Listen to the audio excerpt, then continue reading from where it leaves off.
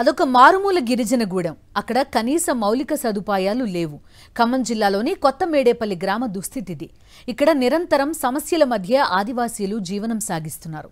2004లో ఛత్తీస్గఢ్ రాష్ట్రం సుక్మా దెంతెవాడ జిల్లాలకు చెందిన ఆదివాసీలు ఏన్కూరు మండలం మేడేపల్లికి కూలీ పనుల కోసం వచ్చారు. అప్పటి నుంచి పత్తి మిర్చి చేలలో పనులు చేసుకుంటూ జీవనం సాగిస్తున్నారు.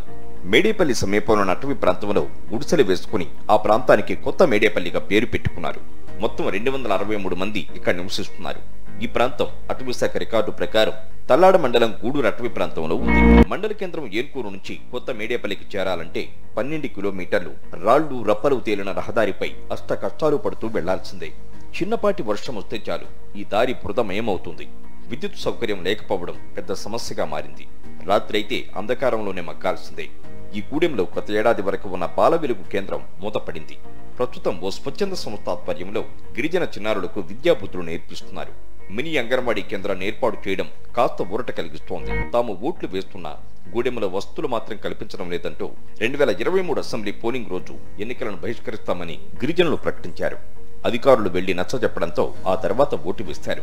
ఇప్పటికే అధికారులు తమ సమస్యలను పరిష్కరించలేదని ఈ గిరిజనులు ఆవేదన వ్యక్తం చేస్తున్నారు. మేము కొత్త మేడపల్లిలో జీవిస్తున్నాము. అడవిలో ఉంటున్నాం. మాకేం లేదు, రోడ్ లేదు, ఒకవేళ కరెంట్ లేదు, చీకట్లో బతుకుతున్నాం. ఇప్పటికే 2-3 సార్లు వేయటం జరుగుతుంది. ఎవరు పట్టించుకోలేదు. కానీ నీళ్ళు మోయాలంటే ఇది ఒకటే బోర్ ఉంది. ఈ బోర్ నీళ్ళే అందరూ వాడుకుంటున్నాము. మాకు రోడ్డు కానీ కరెంటు కానీ ఏ సౌకర్యాలు లేదు కదా సార్. బోర్ ఉంది కానీ ఒక బోర్ ఉంది సార్. ఒక బోరు టైంకి వేసారు కానీ అది ఉప్పు తీరుపుగా వస్తుంది సార్. దాన్ని చెక్ చేసేసరికి ఉప్పుకు వచ్చింది. హాస్పిటల్ వెళ్ళాలనుకున్న బురద చాలా లోతుగా సార్ అది దిగుబడుతుంది. బండి పోయే అవకాశం కూడా ఉండలేకపోతుంది సార్. ఈ గూడెంలో నివసిస్తున్న 55 ఆదివాసీ కుటుంబాలు గూడూరు అటవీ ప్రాంతంలో పోడు కొట్టుకుని వర్షాధారంగా వరి, పత్తి, కంది పంటలు పండిస్తున్నాయి. కొందరు ఏన్కూరులో కూలీ పనులకు వెళుతున్నారు. 20 ఏళ్ల క్రితమే నివాసం ఏర్పాటు చేసుకున్న వీరిలో కొందరికి మేడేపల్లి, మరికొందరికి కొత్త మేడేపల్లి చిరునామాతో ఆధార్, ఓటర్, రేషన్ కార్డులు వచ్చాయి. కానీ స్థానికులు కాదంటూ ఆదాయ కుల ధృవీకరణ పత్రాలు మాత్రం జారీ చేయడం లేదని ఆవేదన వ్యక్తం చేస్తున్నారు గిరిజనులు. మేము 20 సంవత్సరాల నుంచి ఉంటున్నాం. మాకు దారి లేదు, రోడ్ లేదు, కరెంట్ లేదు. ఇప్పటికే కరెంటు, బోరు,